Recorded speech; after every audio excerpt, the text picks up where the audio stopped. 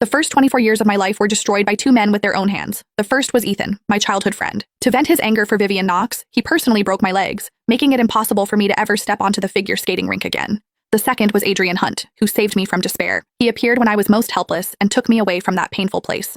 He encouraged me to go to college, cherished me, and helped me emerge from the shadows. But when I was preparing to return home to continue my studies, he testified against me, falsely accusing me of academic fraud. Later, he even went so far as to sever the tendons in my hand, leaving me completely disabled. I died miserably on the streets.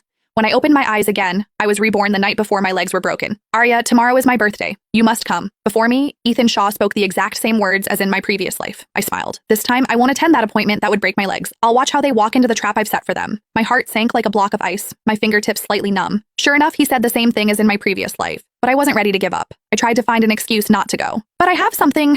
Before I could finish, Ethan frowned, his tone filled with dissatisfaction, immediately bringing up our friendship of over 10 years. Arya Walker, what do you mean? Have I ever missed any of your birthdays? Are we friends or not? My face remained calm, but my heart was in turmoil. In my previous life, I was deceived by his sweet words into going to a VIP room where my legs were broken. Suppressing the surging pain, I pretended not to notice the harshness in his tone and continued probing. I must be there? Ethan's tone was firm, leaving no room for negotiation.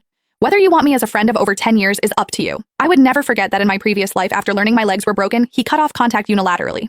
He even walked away decisively when I was mocked and pushed down by Vivian's group of friends, just like today. I didn't understand why over 10 years of growing up together resulted in such calculated betrayal. Fortunately, I was reborn. In my previous life, I swallowed my losses. In this life, I will never repeat the same mistakes. But plans can't keep up with changes. I had just reached the intersection when a car came speeding toward me like crazy, too fast to dodge. I instinctively closed my eyes, thinking I couldn't escape this disaster. That rebirth was just a cruel joke from fate. The next moment, a force pulled me backward. Stumbling to steady myself, still shaken, I looked up and met a pair of dark, deep eyes. It was Adrian. The physiological disgust made me feel sick enough to vomit. In my previous life, after my legs were broken and I became an outcast, he was the one who protected me. But he was also the one who, when I was accused of academic fraud, didn't hesitate to give false testimony and personally destroyed my future. Are you okay? His gentle voice made Adrian seem kind.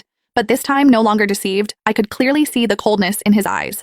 I didn't understand why Adrian was willing to set up this trap in my previous life, but I remembered that when I was accused of academic fraud and tried to clear my name with evidence, he claimed responsibility for the accusation as my boyfriend and even publicly apologized. Online, there were many stories about how good Adrian was to me. Netizens firmly believed the academic fraud was real. Otherwise, why would Adrian, who loved me so much, take the blame for me? The betrayal from someone close left me with a reputation I could never clear. After that, I became disheartened and resigned to my fate. But then someone cut my tendons, and Adrian imprisoned me in a villa. I had completely become a useless person who could only depend on him.